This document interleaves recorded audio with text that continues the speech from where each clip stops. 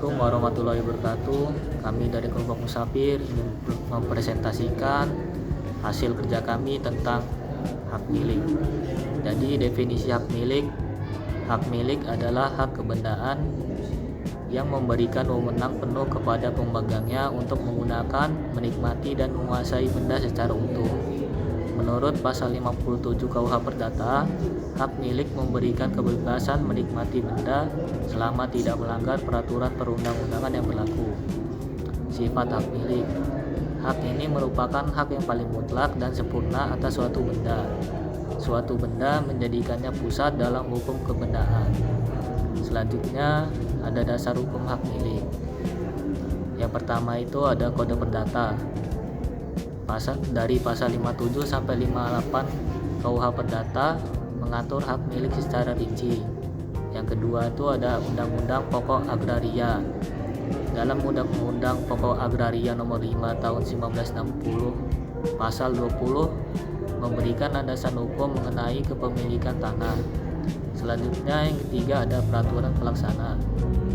Peraturan pemerintah dan peraturan menteri yang mengatur teknis pelaksanaan hak-hak milik. Selanjutnya ada pembatasan penggunaan hak milik. Yang pertama itu ada ketentuan hukum. Jadi hak milik dibatasi oleh aturan hukum seperti larangan perusakan lingkungan dan batas maksimal kepemilikan tanah. Meskipun hak milik bersifat mutlak, penggunaan harus sejalan dengan ketentuan yang melindungi kepentingan umum dan kelestarian lingkungan hidup. Terima kasih, selanjutnya akan dilanjutkan oleh rekan saya. Materi selanjutnya masih mengenai pembatasan penggunaan hak milik. Ini ada tata ruang dan lingkungan, zona hijau dan kawasan konservasi membatasi hak milik untuk menjaga kelestarian lingkungan dan tata ruang yang berkelanjutan. Selanjutnya ada hak tetangga.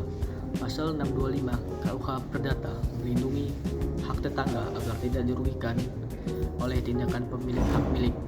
Misalnya larangan membuat bangunan yang menimbulkan bahaya. Materi selanjutnya ada ciri-ciri hak milik. Yang pertama, absolut, kekuasaan penuh atas benda secara hukum. Yang kedua, eksklusif, hanya pemilik yang dapat menggunakan tanpa izin dari pihak lain. Yang ketiga, ada tidak terbatas waktu, hak ini berlangsung sepanjang masa. Yang keempat atau yang terakhir, dapat dipindah tangankan, bisa diwariskan atau dijadikan jaminan hukum. Materi selanjutnya ada hak milik bersama. Hak milik bersama terjadi ketika dua orang atau lebih memiliki suatu benda secara bersama-sama tanpa pembagian-bagian yang jelas.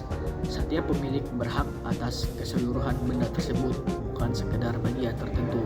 Dengan adanya hak ini, pengelolaan benda harus dilakukan dengan kesepakatan para pemilik dan tidak dapat dilakukan sepihak. Hak milik bersama dikategorikan menjadi tiga, yakni yang pertama, hak atas bentuk keseluruhan, yang kedua, hak setiap pemilik sama, yang ketiga, keputusan bersama. Sekian dari saya, selanjutnya akan disampaikan oleh rekan saya. Materi selanjutnya masih hak milik bersama. Contoh dari hak milik bersama, yang pertama, harta bersama suami istri. Yang kedua, warisan belum dibagi antara ahli waris. Hak milik bersama dapat diakhiri dengan pembagian benda kepada masing-masing pemilik atau dengan jual beli bagian-bagian kepemilikan. Materi selanjutnya, penyerahan atau levering. Penyerahan atau levering adalah proses hukum memindahkan hak milik dari satu pihak kepada pihak lain. Proses ini harus dilakukan secara sah agar perubahan kepemilikan diakui secara yuridis. Tanpa penyerahan yang sah, meskipun ada kesepakatan jual beli, hak milik tidak resmi berpindah tangan berdasarkan hukum.